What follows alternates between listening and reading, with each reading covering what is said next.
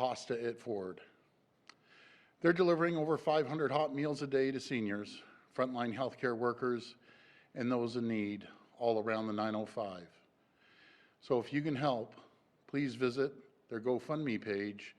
They're entirely run by volunteers. My friends, we're all in this together. We can only get through these difficult times if we have each other's backs, if we look out for each other.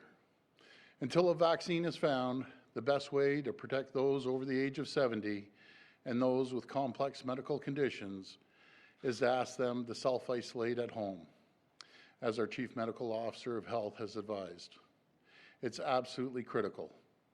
But I want our seniors to know that while we're doing your part at home, we are doing everything in our power to ensure you continue to have access to the necessities you need. We've been working with businesses and community organizations to make it easier for our seniors to self-isolate. That's why today we're partnering with the Ontario Community Support Association. We're investing $11 million to help the Meals on Wheels program and other community organizations. That's $11 million to help deliver food, medicine, and other essentials to our seniors and those with disabilities. I want to thank Minister Cho for his leadership on this important initiative. No one must be left behind. We have to take care of our own, and if you're listening right now, and if you're in a position to help, please reach out to your elderly neighbors or to anyone you know who might be in need. Offer to drop off groceries, deliver a meal, pick up the phone. It's the small things that make the difference. It's the small acts of kindness that shine brightest during these dark days. And we know many low-income seniors are facing hard times. My message to you today is, help is here. This week, the Guaranteed Annual Income System, or GAINS payment, are being delivered. And I'm proud to say we have doubled those payments for 194,000 low-income seniors across the province. This means up to an extra $166 per month in the pockets of our low-income seniors, and up to an extra $332 per month per couple. This will provide much-needed financial support to the seniors who need it most, and make it easier for them to stay safe and healthy at home. Today, we're also taking decisive action to protect our most vulnerable in developmental services, child welfare, and victims' shelters. We're providing $40 million to help these community organizations with COVID-19 related costs, such as purchasing masks and gloves to protect those in their care and our frontline heroes. My friends, we will not let our guard down, not for a moment. As long as we stand united, as long as we stand together, we will conquer COVID-19 and we'll get through this crisis. Thank you, and God bless the people of Ontario. Now I'll invite Minister Smith up to say a few words. Thanks, Premier, and good afternoon. I want to begin by thanking the people of Ontario for their hard work, their compassion, and generosity as we tackle the challenges faced as a result of COVID-19. As part of our government's decisive action to contain the spread of COVID-19, we've provided $148 million to local service managers and Indigenous program administrators across Ontario to give them flexibility to expand the key services they already offer to meet their local needs. We've also invested $40 million to support organizations who provide residential services for children and youth and adults with developmental disabilities. The uncertainty during this time has been particularly trying for our province's most vulnerable people. A little over a week ago, we saw an outbreak at Participation House, a developmental services home in Markham. We saw how quickly this virus can spread through a home and how important it is to ensure every step is taken to protect our most vulnerable and for those who care for them every day. I want to express my condolences to families who've lost loved ones to this terrible virus. We've all seen the stories, and they are truly heartbreaking.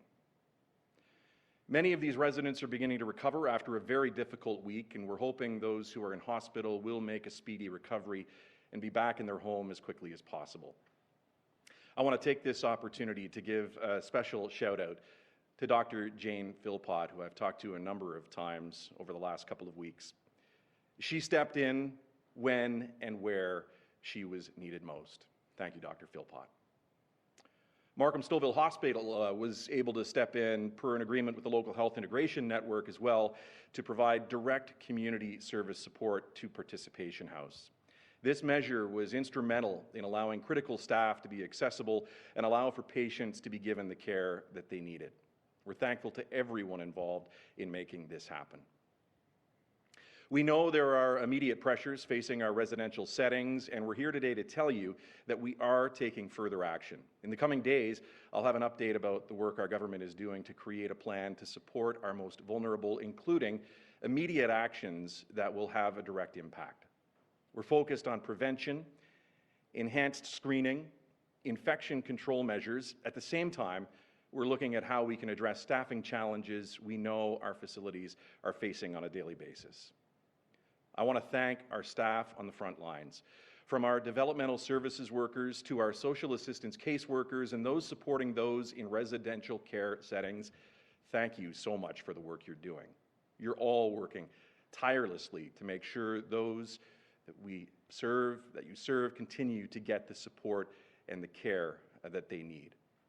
It's up to all of us to do what we can to prevent the spread of COVID-19, flatten that curve, and protect people in our communities. Thank you. Okay, we'll go to the phone line. First question. First question comes from Travis Denrash from Global News. Please go ahead. Hi there, good afternoon. I have two questions for Minister Smith this afternoon. Minister, families of children with autism say that until today they have not heard from you during this crisis. Since all programs have been halted, will families be given an extension on the one-time autism funding that they've been provided? And what is the current status for families on the wait list for services? I can tell you that my staff have been diligently working at making sure we're continuing to create that new needs-based Ontario autism program. To answer your direct question, we will be extending those who have childhood budgets for 6 months. That will allow them to get the services that they need, either during or after the pandemic is over. We've also taken steps to ensure that where possible, and we've been encouraging all of our providers, both on the public side and in the private sector, to move as much as they can onto virtual platforms or telehealth type programs so that those individuals, those families can access the services that they need. We know how routine is so important for families with children with autism, and really their world has been turned upside down. We're doing what we can to provide those extensions to those programs, and where possible, making sure that they can get those services virtually. And my next question is related to Participation House. We know directly from the Mayor of Markham and from families in group homes like Participation House that on only some shifts do they have adequate staffing and not enough PPEs, despite the Premier saying last week that if a home needs PPE, they will get them. Now, the Mayor of Markham is compelled to currently run a PPE drive for face shields. I want to ask you specifically, and I'm looking for a specific answer here, why have the PPEs promised not been delivered to this home, and when will the home be fully staffed every shift, every day? Well, I want to thank Mayor Scarpetti for his advocacy, and certainly he's been a great partner, and I've been in contact with him a few times over the last week and a half, too, since this outbreak started. I want to thank the staff who have shown up to work there. I mean, this was an unprecedented time. Keep in mind this outbreak occurred as we were in the middle of the Easter weekend. It was extremely difficult to make sure that we had the staffing where it should be. Working with Markham-Stouffville Hospital, as I mentioned, and the local LHIN and other public health agencies, we have been able, and the Ministry of Health, of course, to ensure that we have staffing there. I've been in daily contact with the Executive Director and the administrative team at Participation House since the outbreak occurred. They're very, very comfortable now in the staffing that they have. When it comes to PPE, really what I was told in the very early stages was they had a lot of masks. They had what they needed, but like a lot of different organizations out there, they need gowns, and the gowns have been hard to come by. I know that all of these organizations, if they need help, all they have to do is put their hand up to their regional manager at MCCSS, and working with our folks at the Ministry of Health as well, we'll get the PPE to those developmental services homes when they need it. Next question. Next question comes from Cynthia Melican from City TV. Please go ahead. Hi, Minister. I'm going to pick up where Travis left off. When it comes to the autism community, I'm hearing from parent after parent that they feel abandoned by you and that you've been largely invisible. We know, as you mentioned, that they need a routine. Many parents have had to, I'm hearing, call police for help with their children or take them to ER. What can you do further for these families who are in absolute crisis? There's a lot of families in crisis out there, Cynthia, and thank you for the question.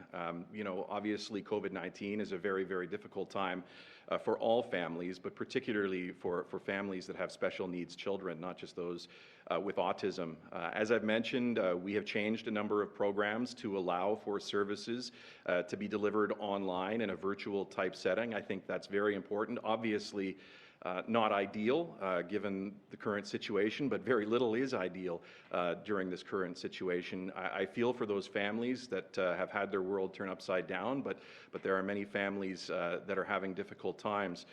You know, we've given Minister Lecce, through Minister Lecce, we have delivered extra funding for families with special needs children as well, up to $250 a month to help them with some of the costs associated. And you know, it's just a difficult time for everyone. We're trying to do as much as we can to ensure that that service delivery will continue in some form or another, either through telehealth or through a virtual platform. Okay, thank you. And my next question is for Premier Ford. Hello, Premier. Yesterday, you made a statement that got a lot of attention and praise from many, in that you took full responsibility for everything that happens during the pandemic, including what is happening in long-term care homes. Yes. What exactly are you taking responsibility for in long-term care right now, and what's gone wrong? And what specifically will you change going forward, even when this pandemic is over? Well, we've had this conversation. Actually, I had it as early as this morning with the Minister of Long-Term Care. There's changes throughout the whole system, not just long-term care. I think through our healthcare system, through our procurement programs. But at the end of the day, one person has to be held accountable, and I'm the person that's going to be held accountable no matter which way this goes. And so far, I give all the credit. It's not me. I give the credit to the people of Ontario, the 14.5 million people out there that have been able to move the needle per se and get slightly positive results on the modeling. But there's always improvement. I've said this from the day I got in government. It's about continuous improvement and constantly looking at ways to make the system better to serve the people of Ontario. So there's a tremendous amount of areas we have to look at and improve on all aspects. It's not just one area. If there's ever a time to see where the cracks in the system, this is the time that the cracks are showing up. And it's our job as government to make sure we fix it, but making sure we work collaboratively with municipalities and other stakeholders within the certain ministries. Next question. Next question comes from Colin DeMello from CTV News. Please go ahead. Hi there. Good afternoon, Premier. Hi, Colin. So just looking ahead to businesses reopening when this entire thing is over, the Ontario Chamber of Commerce is saying that the government is going to need to spend and implement more measures to help small businesses survive post-pandemic. So your government is right now spending $6 billion in tax deferrals for 5 months, but those businesses are eventually going to have to pay back that money. The Chamber is warning that some business owners could simply close rather than having to keep drowning in debt when they have to pay all that back. Is the government willing to forego that tax revenue entirely if a business simply cannot pay it once they are allowed to reopen? Well, that's something I'll sit down and talk to the finance ministry about, but we're doing everything we can with the $6 billion of deferrals. Plus, we're working on a program right now with the federal government for rent, leases, let's say, and there's over 1.2 million leases in Ontario.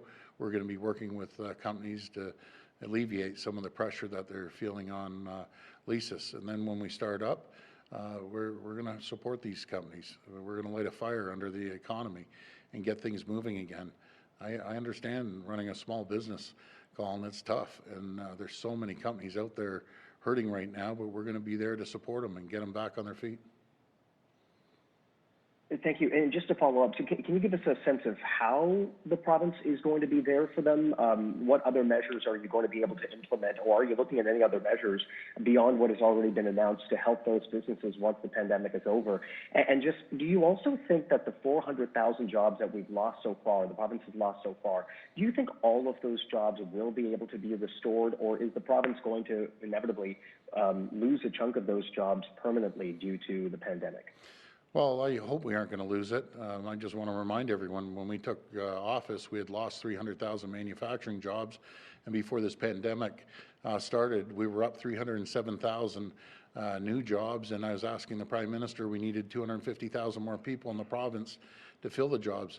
I'm very, very confident with the support of industries and sectors throughout this province, and working on our framework that's going to be released over the next few days, we're going to have the economy moving forward and going on all cylinders. It's not going to happen overnight. The whole world is seeing this. But if there's one area, one jurisdiction in the world I have confidence in, is in the people of Ontario. They're the most resilient people I've ever met. The ingenuity is amazing, and the work ethic is amazing. They're itching to get back to work, and once we get things going in full flight, we're going to have this province booming once again. Next question. Next question comes from Kayla Williams from CP24. Please go ahead. Hi, good afternoon, Premier. My question is about OPSEU. They put out a statement yesterday in regards to the conditions at the Ontario Correctional Institute, saying that since the beginning of the COVID-19 pandemic started, it has pretty much been business as usual, and that some staff concerns were ignored. Why did the government allow the situation to get this bad to the point where they had to force to close the prison down? Well, up in Brampton, a few people were infected, and we've transferred those over to the Etobicoke Correctional Services site by the South Lakeshore. I personally had someone drop off PPE equipment weeks ago. We've been in constant contact with the ministry there. Minister Jones has done an incredible job, as far as I'm concerned, making sure that we take care of the frontline folks that are prison guards, I should say prison officers, I apologize. And we're going to do everything we can to protect them. Absolutely everything. And last time I checked, and I'm just speaking for one location at Etobicoke, they were fully stocked on PPE. Okay, thank you. And my second question is in regards to the economy, with millions being handed out in relief by the Prime Minister each day. Are you at this point considering easing some restrictions in order to get the Ontario economy started? Similar to what's happening in British Columbia, they have golf courses open where you can still continue physical distancing, and it appears that there are petitions being started now here in Ontario to start to ease the restrictions. Is that something that is on your radar? First of all, before I answer that, I got to apologize as correctional service officers. I apologize to those folks. So I've talked to Premier Horgan. Keep in mind, they're about 3 weeks ahead of us. And when I spoke to him, it was about 4 or 5 days ago. They only had 9 cases in all of BC that day. So, you know, he's much further ahead of us on this COVID, based on they ended up getting the spike a lot earlier than we did. So once we get to that point, there's no one out there that wants to move forward on the economy more than I do. But we'd rather be safe than sorry. People are going to have to hang in there. I'm getting lobbied hard by so many different groups and organizations, but it's easy to say open, open, open until we get a second wave of this, and it bites us in the backside. I just beg people to be patient, and I understand we're dealing with 2 different worlds right now, and the 2 different worlds are we're dealing with the impact that we see at long-term care, and then we see things getting a little better in the public domain. And I understand we're dealing with two different worlds. We're dealing with big urban centers like Toronto and Ottawa and other areas versus rural areas that are saying, why not us? I understand that, but I just ask people, just please be patient for a little bit longer. We're going to roll out the framework. We want to make sure people have hope, they have certainty. But once we get rolling, we're going to move forward quickly, and we all pray this doesn't come back and bite us in September. But we're going to move cautiously moving forward. But we'll get it going, and once we get it going, we're going to be firing on all cylinders. I'm very confident on our economy. Next question. Next question comes from Siobhan Morris from Newstalk 1010. Please go ahead. Hi, Premier. You talked yesterday about this framework to get things going again, and can you give us a sense of what businesses or services you're looking at to reopen in the first wave, whenever that may be? Well, certain areas, and we'll be rolling this out over the next few days, but certain areas that you don't have to worry about working side by side on a line that you can't practice social distancing. Maybe outdoor activities we can look at. But again, that will be rolled out over the next few days. And we're going to be consulting again with municipalities and sectors, and to make sure that when the time comes, they get back to work, that they practice social distancing, and making sure that in some cases that they have proper PPE items for the people going back to work. Can you give any specific workplaces, though, at all? I really can't right now. I'd rather just wait a few days to make sure we cross the T's, dot the I's on this framework, and we'll be rolling that out over the next little while. But again, I'm getting endless calls about opening up. On a side note, I even got a call from Rob's son, 12 years old, my brother's son, saying, Uncle Doug, am I going to camp or not? And I told him, I can't answer that. Well, how about in August? I said, I can't answer that. He goes, well, find out and get back to me right away. And I thought, really? I'm getting lobbied by my 12-year-old nephew, too, about camp. But that's important to people. There's so many young kids out there, thousands of kids, that their biggest highlight of the summer was going to camp.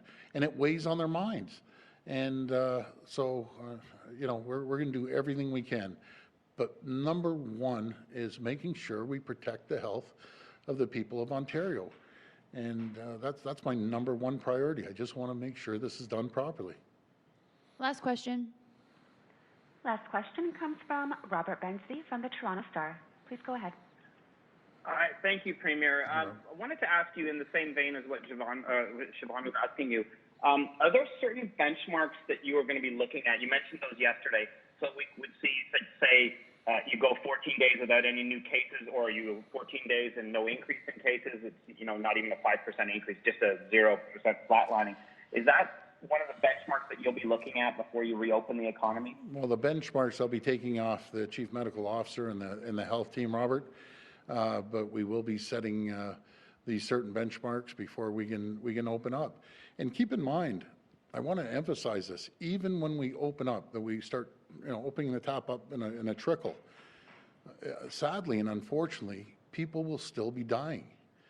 We still have deaths happening every day, and everyone's they want to open up, and I'm thinking, really? We're seeing tremendous death toll every single day. That's the first thing I ask in the morning. How many people pass? It hits you hard in the heart, believe me. And every day you're hearing these numbers, and how many families are affected. I can't even comprehend all these families. Every day you see 30, 40, 50 people passing away. It's heart-wrenching. And even when we open the economy up a little bit, it's going to continue, but hopefully we can slow this down, slow the spread. But that weighs on you, believe me. You're trying to do a balancing act, but you can't forget about the people that have lost their lives over this terrible, terrible virus. Yeah, I appreciate that, sir. Is there a sense that you think when we are not through this, but through this, when we're heading toward the next phase of openness, that maybe people will have to wear masks on the streets, and that's something that we'll just have to get used to if you want to go, or if you want to go into a store, not just a grocery store, but if other stores are allowed to open, you'll have to wear a mask. You might have to wear a mask if you're in an office tower, an elevator, things like that. Is that something that you foresee as part of that gradual reopening of the economy? Well, I see people doing it naturally right now, and I don't see people really moving away from that. Again, we are going to need manufacturing done here in Ontario, which we're pushing companies to open up, because there's two things that have just been really, really tough, are the N95s, the KN95 masks, and the surgical masks. So the quicker we can get companies to start manufacturing full flight here, you know, it's going to be tough to supply everyone in Ontario. But I guess that's up to the companies too. A lot of companies have been very generous, no matter if it's Magna or Bell or any of these companies donating hundreds of thousands of N95 masks. They have to take care of their people as well, and it all depends on you know, your job, how closely you're working with others. But I think a lot of people will be making their homemade masks as well that they can wear. People are going to be nervous for some time until we get a vaccine, and I don't blame them. Thank you. Okay, thank you, everyone. Thank you.